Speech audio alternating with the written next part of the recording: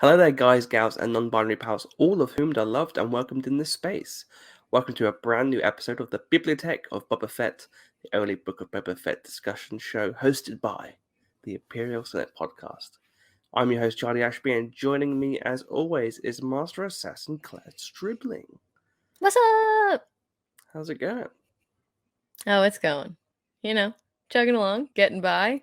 Slowly, but ever Slowly surely. but surely. Yeah. Surviving. How about you, Charlie? Well, as you know, this episode's a little bit later than usual because I have a sinus infection, which is, pretty fun. Why is the illness trying to take out every member of the Imperial Senate? Like, one by one, it's picking us off. The blue shadow virus. Well, The Blue Shadow Revive. No, yeah, it's really just annoying. It's you get the pain, the coughing up at night, can't sleep. I like that you were about to say the pain, the frustration, I think is what the next word you were going to say was. At least that's what it sounded The like. frustration, misery. The worst symptom is the frustration. Oh yeah, it's like at least if you sleep, you can like sort of hit your body. It's like okay, Right. time to sleep. But it's like no, you can't sleep because you're gonna cough up a lung. Which is really frustrating. Which is why I'm being a bit more quieter than usual. And yeah, that sucks. And you can't really moan about it because we're in COVID times, so it's like Yeah. it could be worse. Yeah, quit your whining, Ashby. Yeah. No. I'm British, it's my right to moan. But yeah, episode 4 of the Book of Boba Fett. Pretty interesting one. Heck yeah. I'm excited. I really enjoyed this. The flashbacks were fun. Finally got to see why these two kooky kids decided to stay together and not break up. That's pretty cool. So The sons of the Tatooine. I love it every time he says that. We got to see Boba Fett. Boba Fett. We got to see steampunk or cyberpunk mod squad tattoo parlor, but for cybernetic enhancements with crazy space techno music. I'm like, this is weird, but I'm here for it. Yeah, it just occurred to me this week that the pun mod, because it's the mods referencing the mod culture of the UK, but also it's a pun about modifications. Yeah. Like, God damn, that's good. It is good. It's like, you've good. Done it again, Star Wars. Should we just dive into the episode? Let's do it. Okay, of course, like you said, the episode starts off with the flashback of Boba saving Fennec, which immediately confirms that we've caught up in the timeline to The Mandalorian Season 1. And I guess Mando Season 2 as well, because of the nature of those two seasons being so close together. Right. But yeah, we get a nice little musical cue to let you know where we are.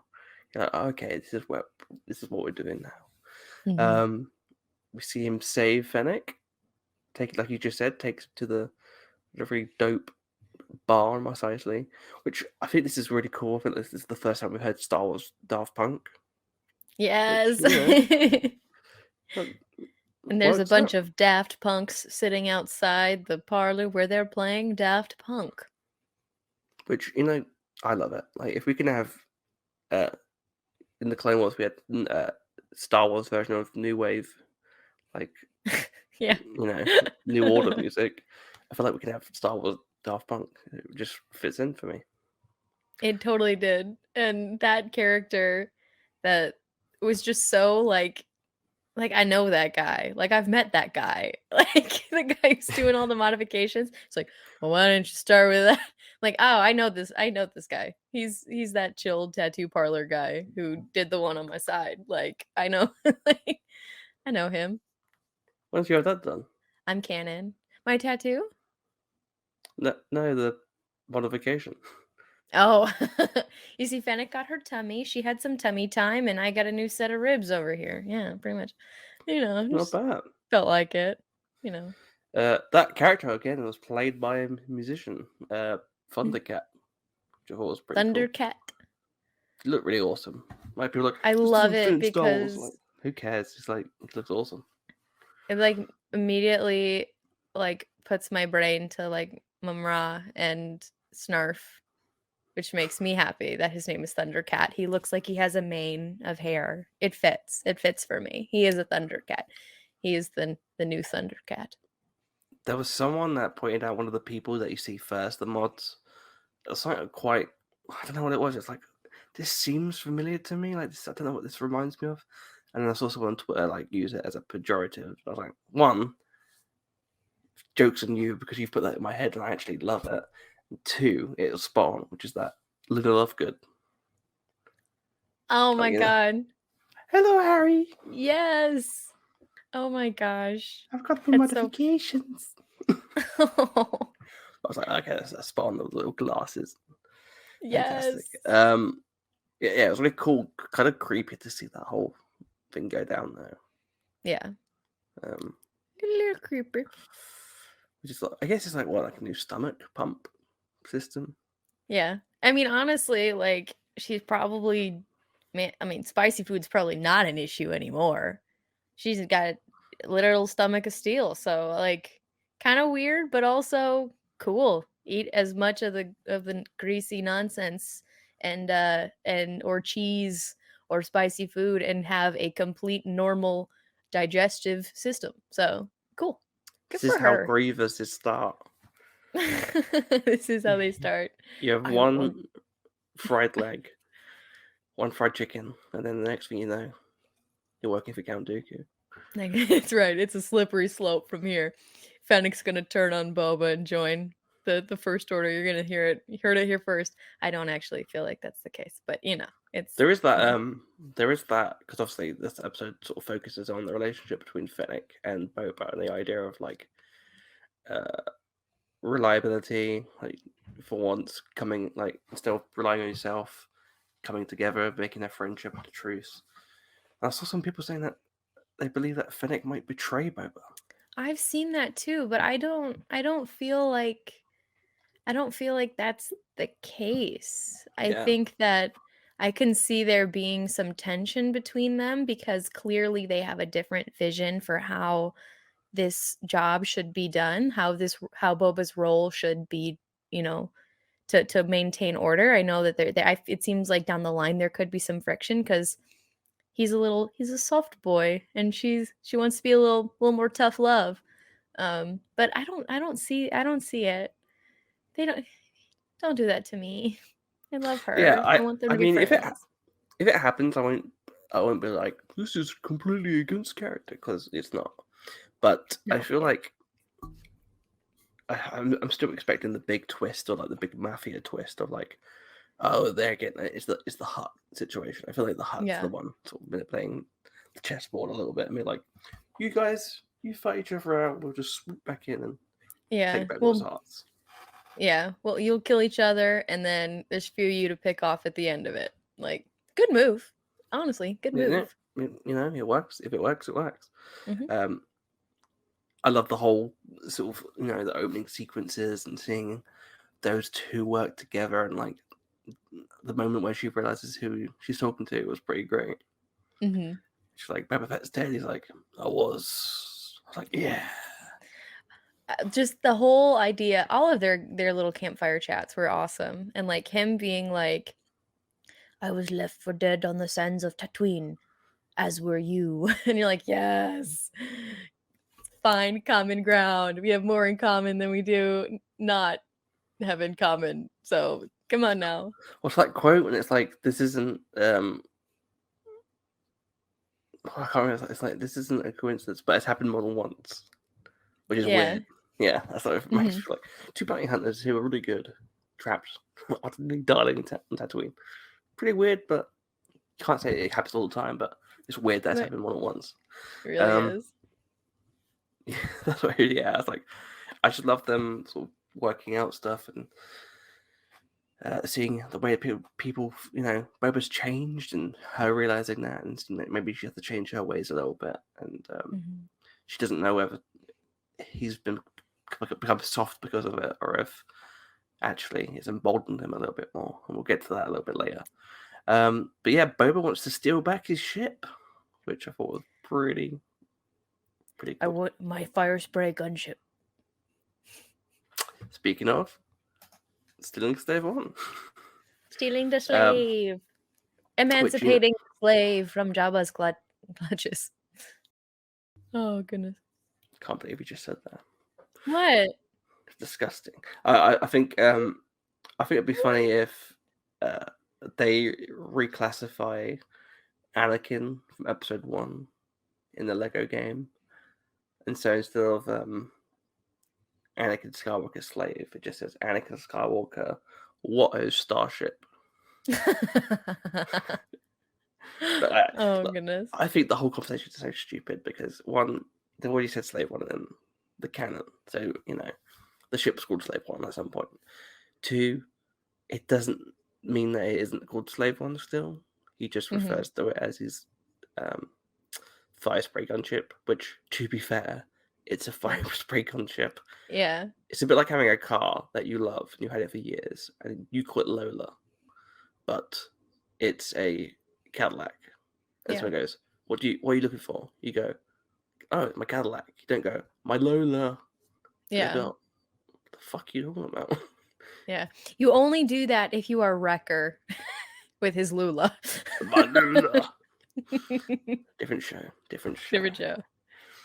Same jeans, different show. My baby. His fire spray gunship. But also, like, you can't just be like, yeah, we gotta go get my ship back. I feel like that is a term, that is an umbrella term that covers a lot of different things. We could be like, hey, look at my little 2-person little speeder ship. Look, what are we talking about? My giant starship? Like, what kind of thing are we talking here? Like, no, we're getting a fire spray gunship. Realistic expectation of the size of the job out of Jabba's clutches. Especially if bits of Legends are canon again, and Boba had 6 ships called Slave. Mm-hmm. That's one of my funniest. I remember growing up and just looking at Wikipedia and be like, "There's Slave 4? Like, name something else, Boba. Come on, getting lazy. Little creativity. Come on now, get the I juices had the idea that flowing. he just names everything. Like he has a toaster called Slave 65. My toaster. But yeah, a really cool sequence going to the Jabba's palace. I like exploring it a bit more. I like the visuals inside. But the thing kitchen. I was about to say, the thing I love the most was that whole kitchen sequence because one, it's a blend of stop motion puppetry. We have the little Attack of the Clones-esque droid that's doing the chopping. We like to call General Chef Grievous. I think everyone's somebody in the Star Wars Explained chat coined the term General Clevis, and I just thought that was so brilliant. And I wish I remembered who it was, but it made me laugh so hard when that was put up on the screen. General Clevis. It's very good. Very good. Whoever you are, I hope you're pleased with yourself. I do. That can keep you going for a year. Great stuff. The sort of the torture droid from episode 6, not exactly the torture droid because that one is in Mos Eisley now, running the cantina. Which is funny. They had like a spare one.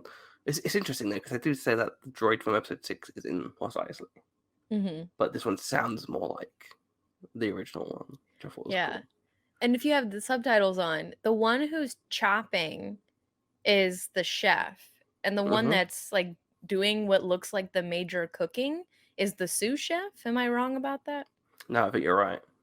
So, as someone who has worked in restaurants, you would not have your head chef cutting vegetables and doing the busy work. That would be a prep cook or your sous chef. Your chef would be the one boiling the frogs. I'm just saying, do your research. Disney, Lucasfilm. I just think it's funny that not be doing that. There's still a system for droids. Hierarchy. A hierarchy in the kitchen. I hope to one day make full chef droid. I am a waiter, but I want to be a writer droid. Not an actor droid. Oh God. Would you like to read my screenplay? Oh God. Would you like to see my CV? Oh, Jeebus. Jeebus. I was in Law and Order.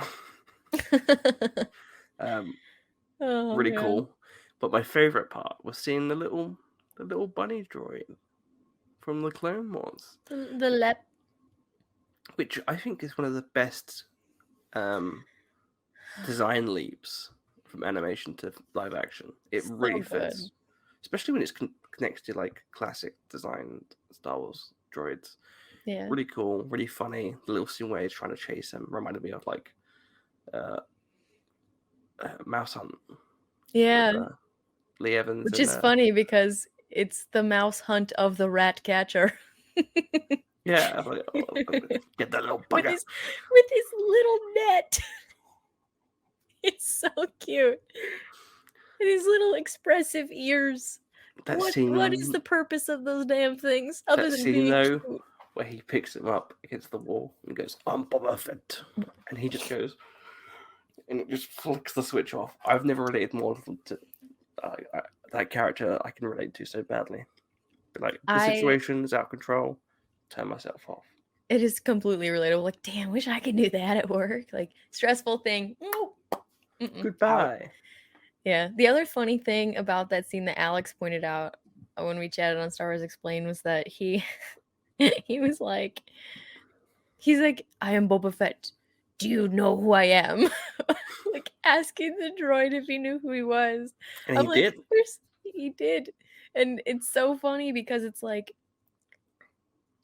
do you just feel like you remember this conversation we had a few minutes ago where you're like, maybe it's better if people think I'm dead. And now he's like, I am Boba Fett. Do you know me? Like, we have changed. That's the thing though. You got to have a little bit of the myth. You got to put, you got to get a little bit out there. Yeah. And so people are like, no, he's dead. Is he dead? Is he? Could he be? And then you see that moment where that's why Bib isn't that surprised when he comes in. He's like, "Oh, Boba, my droid told me that you're alive." I like that, like putting fear in most people. And he doesn't kill it, and you see him later on in the modern time period, which is really cute. Which is cute. Kept him on. Good for that little droid. He made it through. Sweetie. He probably knows Salacious. Can we not? Why you gotta do this to me? That wasn't a negative. That was a positive, like hopeful. Maybe he tried to catch him once, and then he was like, "You can stay." I hope they were friends. I picture like Salacious, like also being the kind of person who would find like fun in catching rats. I don't know. There's just something about that seems like it'd be something he'd do. Look, he's the one who puts the rats. He lets the rats in. This is my new headcanon. So we can watch the little Leptroid try and catch him. I love it. And he's just laughing in the rooftop. He's cackling, watching him struggle. Little shit. You gotta love him. Little king. But yeah, that's pretty much, you got the whole sequence with obviously Slave One escaping. Really great to see that. And then something that surprised me was that we go back to the Sarlacc pit. Yeah. That was stop numero uno. I saw people as well being like, this is really stupid. Why would Boba Fett forget that? And it's like, that he lost his armor. I'm like, one, that was, the flashbacks were told over the years. Mm-hmm. So, that was like 5 years ago. Two, he was in the stomach for a little bit, going in and out of consciousness. And then he got yeeted in the face by Jawa. Yeah. Probably won't remember that. So, something I think that I mentioned in the first reaction video that I had to the first episode was I just kept going, holy concussion, Batman. Like, there's going to be some CTE going on. He gets knocked in the skull like 9 times in that episode. People just keep making him pass out left and right with blunt trauma. I'm like, holy, I'm glad, like, not all your screws came loose, man. Like, Jesus. Of course he doesn't remember. He was bathed in acid and then hit in the head like 19 times. Yeah, it's like making a drunk night out. You're waking up, you're like, where are my clothes gone? Yeah, that's what he's thinking. It's like, oh, they're probably in the pit that I just escaped from. So that didn't seem like a weird choice for me. I thought that made sense. Yeah. What did feel like a weird choice was what he did next, which is like, well, we're going in. I know. Which I love the shot. I like to call it the butthole shot. The POV butthole shot, where just like. Hang on. Can I... Oh my god. Wait. Oh my god. The I thought that's butthole fantastic. shot. Speaking of the butthole, when we get the other perspective of the butthole, like that shot from Slave One's point, and the thing jumps out at you, my lord, was I startled. I am still startled. Like every time I rewatch it, I'm always like, I know it's coming, so I'm not gonna look. Otherwise, I'm still gonna jump. It's like, oh my god, good It jump was funny scare. seeing people be like, "Oh my god, finally they've retconned for the special editions." I was like, because the beak wasn't there, like straightforward, like at the start. Like, there's no beak.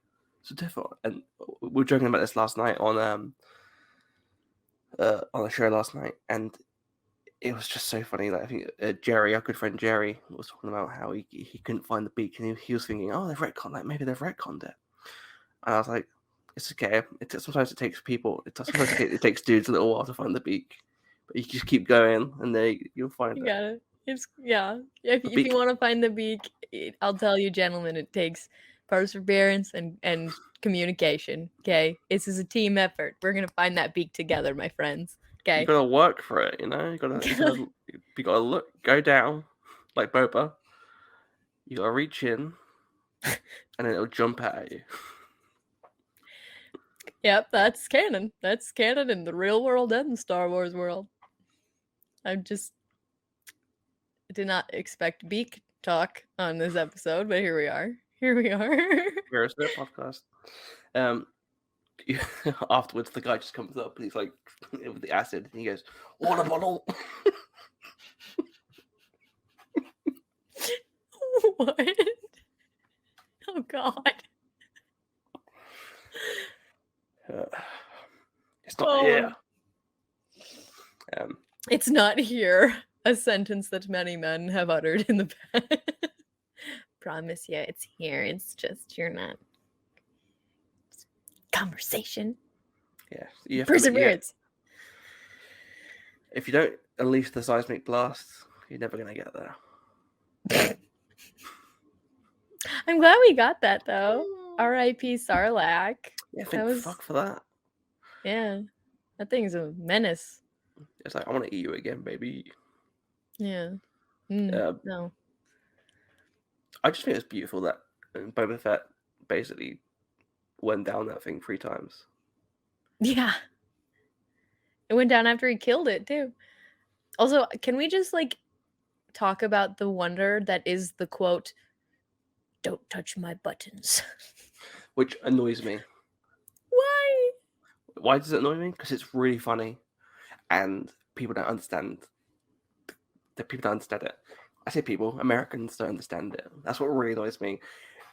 Tim's performance, one of the reasons why I love Tim's performance is that he is being himself, and there's a lot of Commonwealth humor. So if you're from the UK, New Zealand, Australia, a lot of that humor is pretty obvious because that's what we do all the time, like sarcasm. Mm-hmm. He was being sarcastic. Yeah. The intention is, "Oh, we nearly died. Thank you for saving us." Mm-hmm. But also, I'm going to be obviously me and be like, "Don't touch my buttons." That's the joke. Yeah. I saw people be like, "I don't know if that was the intention. I think he just was a bit angry." And I'm like, he lived, bitch. Like, why would he be angry? Why would he be angry? It's like, you don't understand. You don't understand the joke. Anyway, there's a lot of that in the show, which I just love. I saw people like, this doesn't feel like what Boba was saying. I'm like, well, yes, it is, because it's New Zealand. Like, it's the mates. Like when he goes up to Black Chrysanthemum, it's like, "Hey mate, on a job." I'm like, yeah. That's what you'd say. Take it from 2 people who have watched fake scoops go up on Twitter in the last, couple weeks. Yes. Yeah. So the internet and Star Wars fans, many of them don't get sarcasm. Oh, they really don't. Yeah. And you see it over and over again. You really do. They just. Are you referring to 2 tweets Americans, that I may have done? I am. Mr. Star Wars Leaks exclusive Charlie Ashby. Man, how do you get all your hot takes, man? So funny. I know, from Mr. Dengar. Mm-hmm. I don't know how you read that and take it seriously. Like, and what's the other one? Ahmed. What was it? Ahmed this up. Ahmed this up. That's what it was. Mr. Which is Ahmed so this up. I'm like, please, I beg you, read the tweet. Please. Ahmed this up is one Please. of my top names I think I I came meant up this with. up is a great fake scoop name. Oh. Great. If it isn't on StarWars.com, it's not confirmed. If it's reported by a major trade, it's very likely. Mhm. But just be careful, you know. Like, we've got the Mary Elizabeth Winstead stuff, which I'm assuming is pretty much good because that's a, you know, Hollywood Reporter. I trust the Hollywood Reporter. And also, I just want to see Mary Elizabeth Winstead in Star Wars. Selfishly, like, give it to me now. I'm telling you this. That sequence in Scott Pilgrim, where the camera's like that, and then it just goes down, and she's looking at him like that. That lives rent free in my head. Forever. That awoken something. That's like, good goddamn. I want a cup of tea now. Yeah, she's perfect. She is a perfect person. I really Like, hope. I know we're talking about something else, but I really hope there's a sequence where Ahsoka is with her, and then Ghost Obi-Wan appears and goes, "Oh, hello there. What's your name, baby?" Oh my god. They Oh, gotta goodness. do like something like that, right? That would be so funny. Except it would be really awkward if they break up. Oh, awkward. That kind of makes me want more though. Oh, god. Fair enough. But yeah, fair enough. Yeah, it's one of those things. But yeah, really cool sequence with the slave one, and then Fennec basically agreeing to be with Boba. Then we get caught up with the quick overdub of the last sequence from the Book of Boba Fett. Sorry, the Mandalorian season 2. And we have that really cool scene where it's like, "Congratulations, Boba Fett, you are healed." And Fennec's like, "On the inside, baby, you're damaged forever." I was like, "Ooh, talking to the audience there." I know, like there were so many quotes in this or like moments in this episode that were so real world relatable. The droid turning himself off, and then that one, like the inside scars. I'm like, oh, It's funny why because you we're like, gotta hurt?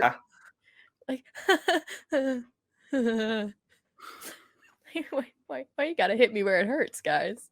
Yeah, it's funny because it's true. Oh, gracious me. I wish there was a back to the healed pain. Facts. Need a lot more back to. Oh. Yay. Star Wars. But the bright side of that scene is Charlie's still crying. The bright side is that I get to see my darling, near and dear, like, love of the first episode of the Book of Boba Fett again. And that is Robe Droid. Robe Droid. Oh yeah. I was so happy to see him roll up, and he had a line. Oh my god, my sweet baby. He's moving up in the world. I love the fact that he just sits there holding a robe while Boba Fett takes a bath, and that's his job. And then he rolls up and says, "Robe." He gets Amazing. he gets paid to sing Thames Booty. I mean, I do that shit for free. Come on. He's living the good life, that Robe Droid. He gets to lube him up. He gets to lube him up and wipe him down, baby. Yikes. Come on, make me slippy. There's something about him imagining Tem say the phrase "make it slippy." Jesus. I think they should get rid of the droid that puts the armor on, and make it into like a slip and slide, like Wallace and Gromit. It's like he slides on the floor, and like every bit of armor goes on. Oh my god! And at the end, he like hits the wall, and the helmet goes on. Perfect. And then he falls down and has like some toast to read some newspaper. Oh my god! Can you tell that I'm excited about the new Wallace and Gromit news this week? I can tell. It's been a long time since I've seen any Wallace and Gromit, so I gotta brush up on my W and G. What was 2011? I think that was the last one they did, and then the voice actor passed away, and then they got a new one. For Wallace, he's pretty good actually. So I'm excited for that. I don't know why we're talking about fucking Wallace and Gromit. But yeah, stuff into the modern sequences, the mafia meetings, and the dealings of which we see all those characters. First of all, that really great sequence with the mafia dons was fantastic. But It can we talk was. about the big thing, which was that beautiful scene in the cantina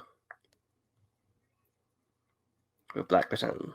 Oh my gracious me. Garza Thwip. Is it Thwip or Thwip? Thwip. Whatever it is. Garza, whatever the hell your last name is. I love you. I just need you to know that. Like, there is something about that angelic Twi'lek that I think has awakened something in all of our souls. And that's not an exaggeration. That's not me. Is that a phrase for something else? She has awakened things upstairs, in the middle, and downstairs for many of us, okay? Tell you Just what, saying. our good friend Nikki. I think this episode would have killed him. I know. Oh my god. Oh, he's probably just still in a coma somewhere, dying over Garza in this episode. My gracious goodness. Golly gosh, goodness. If Madame dang. Garza wants to give our good friend Nikki her phone number, please do. Yes. We'll share out with him because he deserves this, quite frankly. Exactly. He does. But yeah, I was like, I've never really understood the big like Twilight love. Yeah, me either. Like I thought, now I do. Yeah, no. Yeah. And like I was so happy for myself and for knowing how crazy satisfied Nikki would have been at just simply her touching his arm and calling him Santo. Santo. My goodness. But also I was instantly laughing for my dear friend and bro host Dan Miller, who hates Trandoshans so much. Disgusting. Just a disgusting take, quite frankly. Very, very unjustified hatred. No, but yeah. It was funny seeing people they got why do they Wookiees. do that? I'm like, because they hunt them? Because they hunt Wookiees, man. But Dan was so excited. So excited. I knew instantly that he's like, he already loves Black Chrysanthemum. And that would just, I was so happy for him in that moment. I'm like, I'm so glad. And the second time we've officially gotten to see a droid rip someone's arm out of their socket, which is, it's pretty good. It's a pretty good run, finally. Yeah. I thought it was pretty cool. Because, I forgot about that. But it was really cool just because I think what I love about that is, one, I wasn't expecting them actually to do it. I know. Two, she was so close. Well, you're close. One, the visual, you actually get to see most of it get ripped off, and two, the sound effects of the crunch and blood. I was like, ooh, that was pure A New Hope. That was Ponda Baba hand on the floor. Yeah. I was like, I love with it. the red paint-looking material coming off of it. And he paid her. I know. He had the option to get out of his bar tab, and he paid up. Yeah, good for him. That's class. That's class. Can I just say the animatronics, or like the makeup design for that Trandoshan, when he's like scared and he's like, and the eyes. Oh my god, like, wild. At that moment, he knew he fucked up. Although I did like the scene where I think they released like an image of like promo images, and one of them was Black Chrysanthemum holding him up, and I put on my Instagram story just love lifts us up where we belong. It's like really romantic. I thought, you know what, that could be a good comedy. That could be a good comedy film, like Romeo and Juliet, but instead of the two families, it's a Trandoshan and a Wookiee. Oh God. Make it happen, Star Wars. Make it happen. Yeah, I love the. Come on, mate. I'm gonna hire you for my squad. Which I love the idea of him having this squad, like the crazy squad is Boba, Fennec, Black Chrysanthemum, a Rancor, Denny Trejo, and a group of teenagers. And a group of rainbow teenagers, rainbow robo teens. It's like just a dream team. I want like a wacky racist announcer. To be like Boba Fett, Fennec Shand, Black Chrysanthemum. He's like, and a group of teenagers. And guest starring Din Djarin. Yes. Or like SNL. Oh my god. The SNL Bobby intro. Moynihan. Yeah. Musical host Din Djarin. No, musical host Max Rebo. And she said Max. Play it, Max. Hit it, Max. Hit it, Max. Oh. Play it again, Max. Oh. I like it. Makes me happy. That's not the right quote, is it? It's technically. Play it again, Sam. It's not play it again though, is it? I think that's like the it's what's it called? Like the Bernstein Bears effect. You know? You ever heard that? You know, when people think, oh, this is what it had, like, Luke, I am your father. Oh, yeah. No. But where's the actual one? I think it's just play it, Sam. Anyway. Casablanca's a good film. Check it out. Classic. Yeah. But I just love the idea of, oh, poor Max Rebo. Yeah. Look at him go. He's been busting his ass for decades. On his feet. Yeah. And have you seen that ass? Have you seen Max Rebo's butt? His diaper? Have you not seen his booty before? He's got a hell of a booty, Claire. You host the show for a bit. I need to find his butt. Okay. Wow. I'm like mesmerized by the idea of Max Rebo booty right now. But yeah, I loved that whole scene. I thought that the scene with the mafia leaders around the Rancor pit table was, oh my god.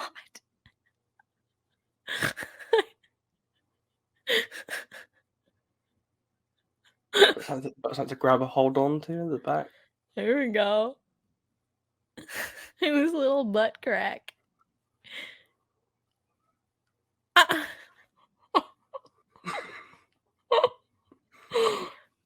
Oh, you know what's funny? So like you see those artistic, like like on Instagram when people do like sort of nudie shots, like they're covering bits up, but they're like being like, show you how sexy they are.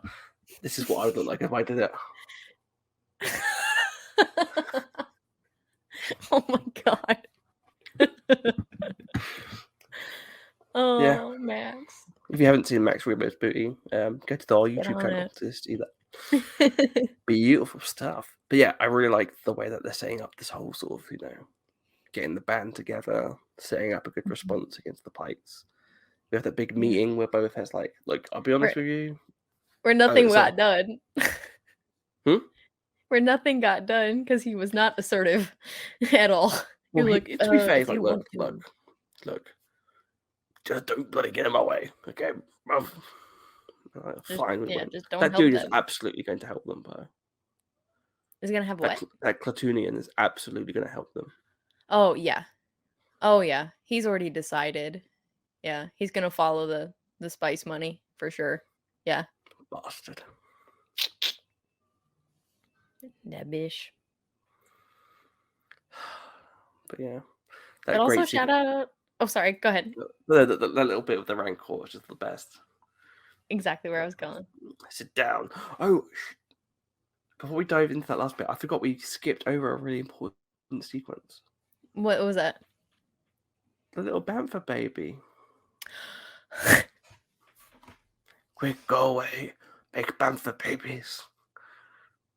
That is a toy line. That is an absolute Beanie Babies, Bantha babies. When he told his sweet lady Rancor to go make Bantha babies. His Rancor? His Rancor. Now I'm doing what you did the other week. When he told his Bantha to go make Bantha babies. Reader, I died. I can't. I am so happy. It's so cute, and he's so sensitive to animals. Boba Fett is the animal stan of the galaxy, and I bet I can make you cry.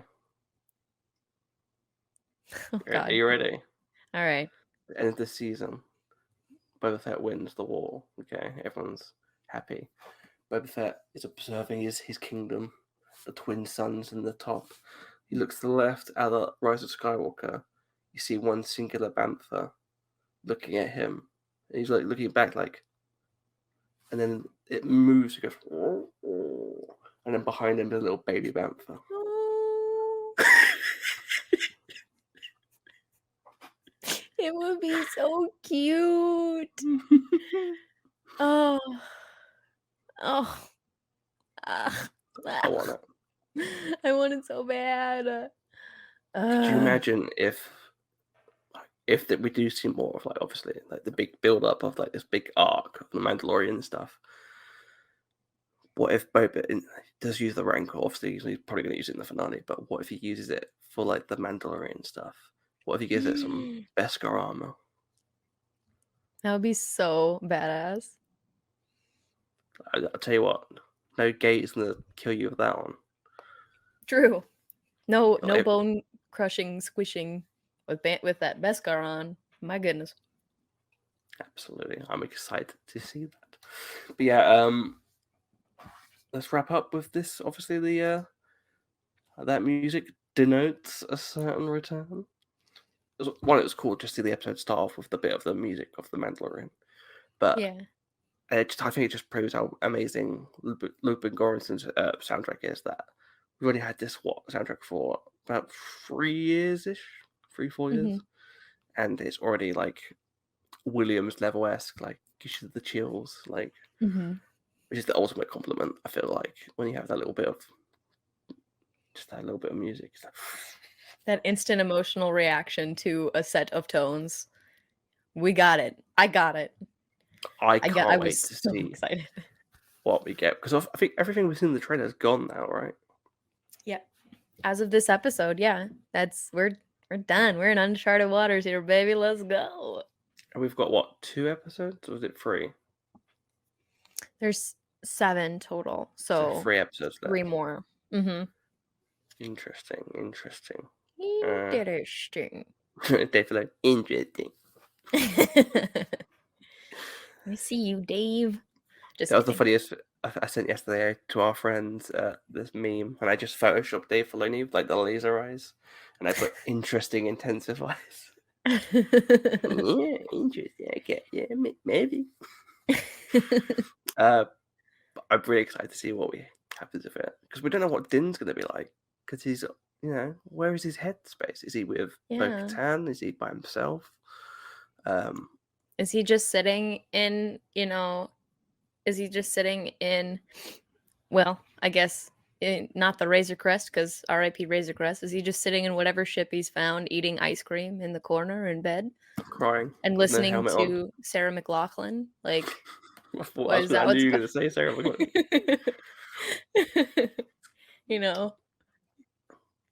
Because Grogu's now in the arms of an angel or whatever, named Luke Skywalker. He might be a broken man. What Din needs right now, what Din definitely needs, is a tribe, and Boba's got one here. Like, he's his brother from join another my cool kids gang. Brother from another. What's it called? Clan. No. Why have I forgotten terms? I've been doing pretty bad memory-wise. When they find the kids, what's it called? Foundling. Foundling. Brother from another foundling. You know what I mean? Because his dad was a foundling. That's true. Really excited to see them. What he's like. There's a rumor about what the ship is that Din has now, and it makes me very excited if that's true. I'm like, if it's true, I'll write below a few things up. Oh my God! I'm not gonna say what, because I don't want to lose us money on YouTube. Ridiculous. Yeah, really excited to see what he does. Speaking of Din, hey, buddy. I had a really depressing thought the other day. I was like, I'm not going to tweet this out because I'm going to get angry tweets at me. Just like, how delusional do you think Din is now, like with the loss of Grogu? Do you think he's like, you know, the little ball from the ship? Do you think he's Mhm. painted it green and put like a little smiley face and then little ears? He's like, No. what do you think, Grogu? Okay, we'll eat some frog eggs. Oh. It's just in the corner of his ship. He's like talking to a stick. Yeah, I'm worried about him. I hope he's okay. I really am. He cannot possibly be in a good place right now. He's like, all I got is this stupid thing that makes me the leader of this entire race of people. I don't want it. I want my baby back. Oh. Bless his soul. But yeah, I'm really excited to see what he does and how he gets involved. Yeah, Does he me like? too. Is he judgy of what Boba's doing, or is he like falling back into that sort of thing because of the hole that's now left behind? It's good to know. Good things to ponder. I'm excited to see him, hopefully, and hopefully some other friendos. That was the other thing. Like, do you think do you think it would just be Din? I'm in the impression that it's just gonna be Din because I think him and Bo-Katan are on like the best of terms, quite frankly. No, I don't think they are either. I would like it to be more than Din. I could see Cobb Vanth showing up. That's a good call. Being a part of the tribe for Boba Fett, you know. Also to give Mos Pelgo some protection since he no longer has the armor. But I don't know if he's gonna be against teaming up with the head of a family, you know, like a crime family to protect his people. But he's less Corleone and more Adam's family. Yeah. Adam's family. I love how I just ran with that for half a second without like digesting that. But yes, very Adam's family. Yeah, they are like that. My goodness. You know? But yeah, I'm really excited to see what they do with that. Me too. I really liked this episode. I thought it was really cool. Again, my baby's back. Stay warm. So always good to have that. And yeah, I'm really excited about 3 episodes worth. We don't know how long they're going to be. We don't know who's directing some of the episodes. And we just don't know anything. What a beautiful thing.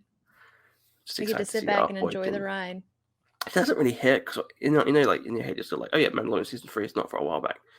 But like, no, this man's back. He's coming. 4 days. I'm not ready. It's the same thing with like all of those cameo characters that we knew, you know, that had been like leaked eons ago, and we were sitting here for like, oh yeah, supposedly they cast, you know, this, and they supposedly like Bo-Katan's gonna be in it, supposedly Ahsoka's gonna be in it, supposedly blah blah blah.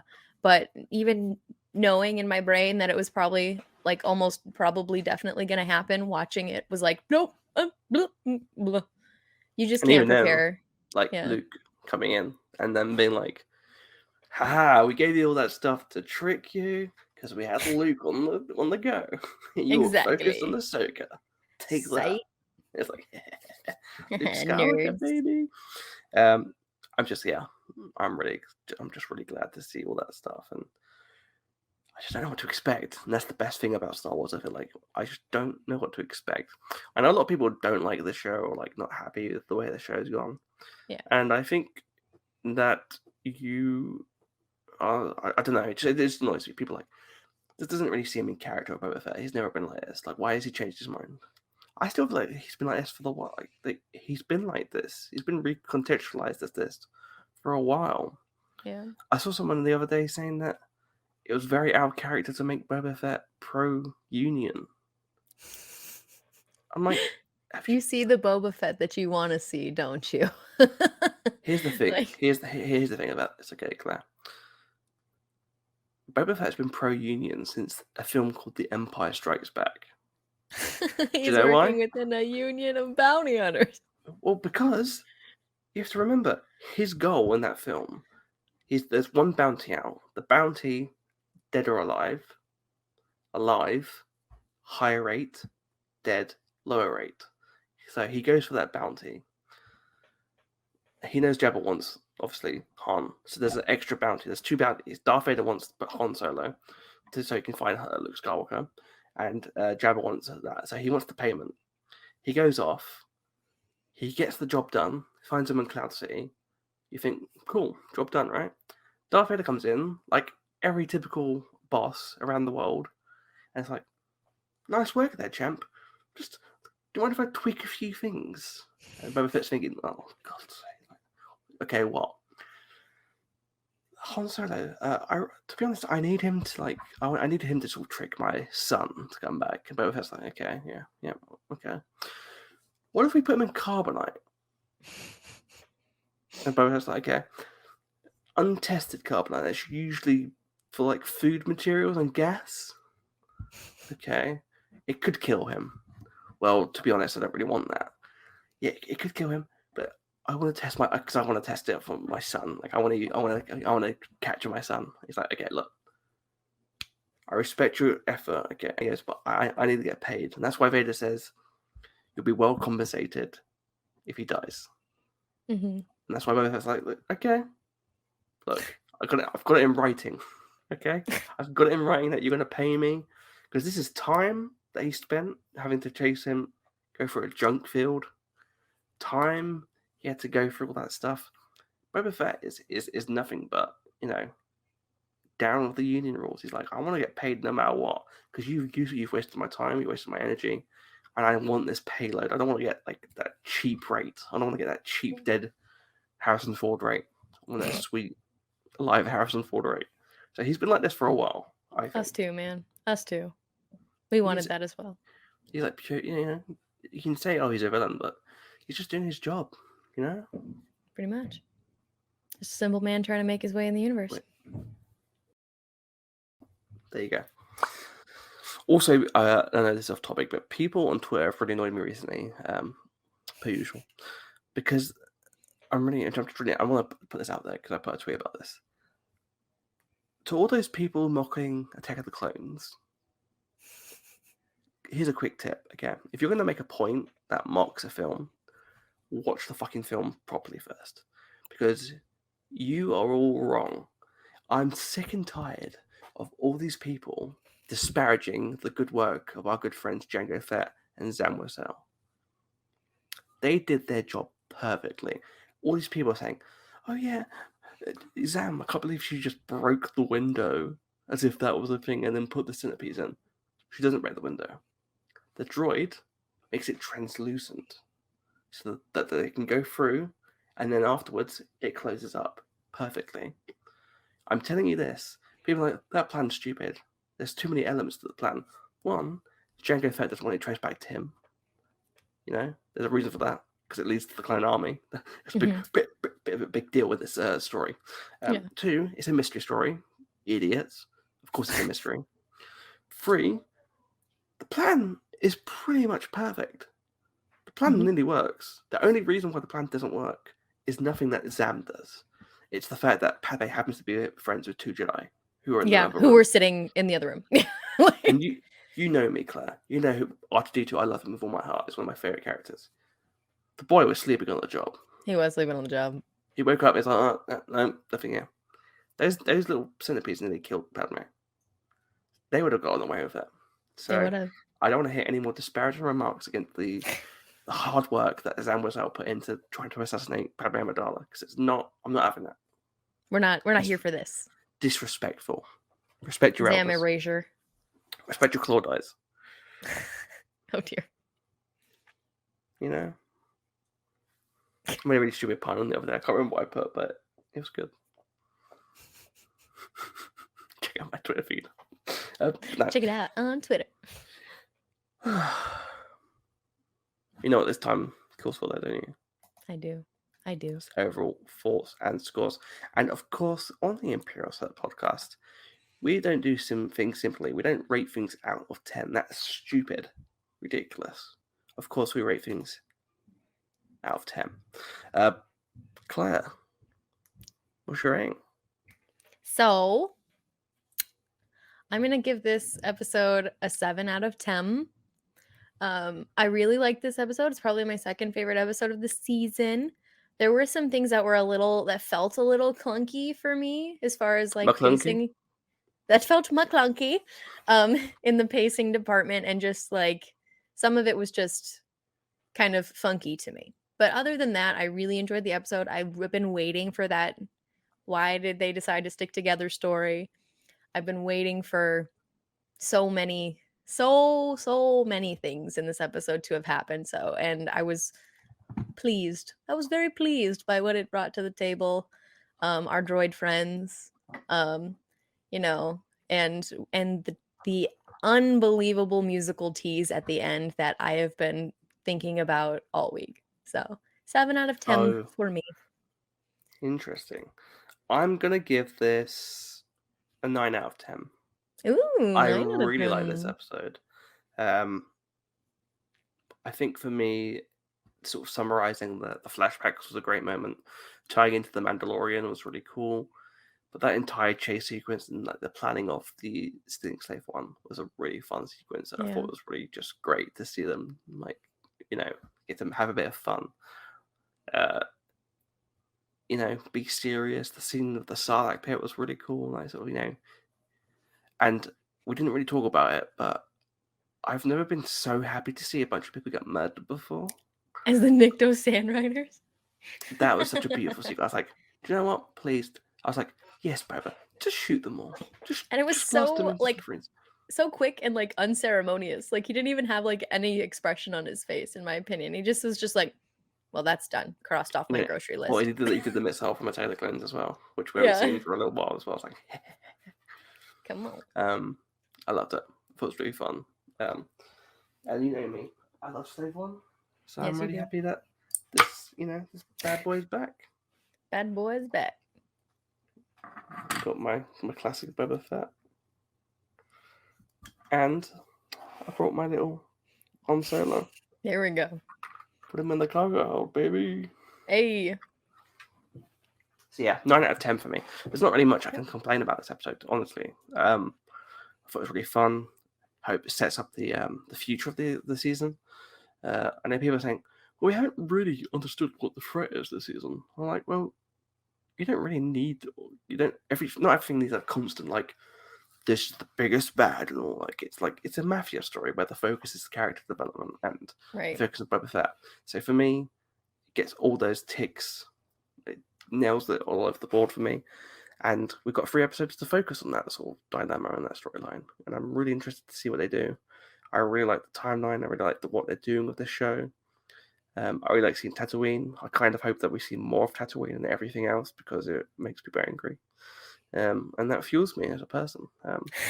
As a bitter person. Sweet spite, baby. Sweet spite. Spite fuels us, Claire, you know that. It does. It really does. But anyway, that is all we have for this week. So we have to go into our favourite moment, as we like to know. It's time for our favourite part of the episode, plugging in the Polynesian Spa. Claire, where can people find you? So you can find me on Twitter and Instagram at cstrubs. Right there. Oh yeah, and right there.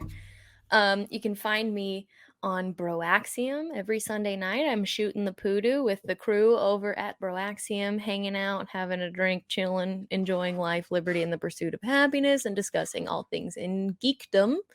And cool. Shooting some people outside the school. Oh yeah, pretty much. Because we are a couple of guys who are up to no good, though. But that's where it gets to be a little gray area in the lyrics of the song. So yes, you keep starting trouble in the neighborhood. We do. So I hope they don't move the rest of us to Bel Air. Well, you hope they send you to YouTube where you can find Broaxium's YouTube channel, right? Yeah, that one. And follow Broaxium on Twitter and Instagram at Broaxium, believe it or not. Pretty straightforward. those are some fun people. You should follow them. They're great. I love them so much.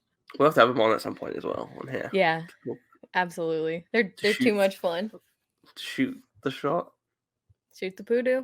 Shoot the poodoo. Shoot the poodoo. So good. But yeah, you can also follow our good friend Nikki, the other co-host of the show, who isn't with us at the minute, but he will be back at some point before we wrap up the show to talk about all the other episodes that we've missed so far with him. And you can also find his other show, One and Done Film Club, with our good friend Orlin Diaz. and our good friend Reed Devaney, where they talk through different movies. They pick one film from each saga and they debate which one they're going to do, and then they pick that film and watch it. It's pretty fun. For example, if they had the prequel trilogy, they have to debate which film they want to pick, episode 1, 2, or 3. They discuss that for a little while, and then once they pick it, they watch it and give you some fun commentary. It's a really good watch. And if you'd like to follow me, of course, which who wouldn't, you can follow me on Twitter at CMWASHPY and on Instagram at CharlieMWAshby. You can support me on Patreon/Ko-fi, the links of which are available on my Twitter bio from my Linktree URL. Check out. There it is. Look, the writing at the bottom. Isn't that weird? Isn't that fun? Look at that. Would you look at it? Can you believe it? Yeah, that's what we've got time for this week. Claire, have we got anything else upcoming this week? You know, you got reactions every week. Oh, good lord, yeah, reactions coming out every week for the Book of Boba Fett. So get ready for my Chapter 5 reaction sometime coming up. Yeah. Yeah. And one day the Twitch will live, but for the moment it is dead. I will say, you bet your buns when that Lego Skywalker video game comes out in March that I will be Twitch streaming it on the Imperial Senate Podcast Twitch. Yeah. Oh, we You need bet to your talk about buns. that, don't we? We need to talk about it at some point. Yeah, we will. Well, we're That going to trailer. discuss one of these days. Yeah, nothing. I was excited anyway, but that little post-credit tease of what I've wanted it for ages of the mumbling just made me so happy. So good. I really hope the X-eyes are back as well when people die. I remember when Qui-Gon dies in the first game and he goes, that's a good. But yeah, that's all we got time for this week. We'll be back next time with a few special guests for the last few episodes. So do tune in for those, and we'll be back soon. And we'll try and do a game night. We'll do a game night soon, I think. Definitely soon. One of these days. We'll get on it. One of these days we'll do some stuff. But until next time, we'll see you. Bye. Bye.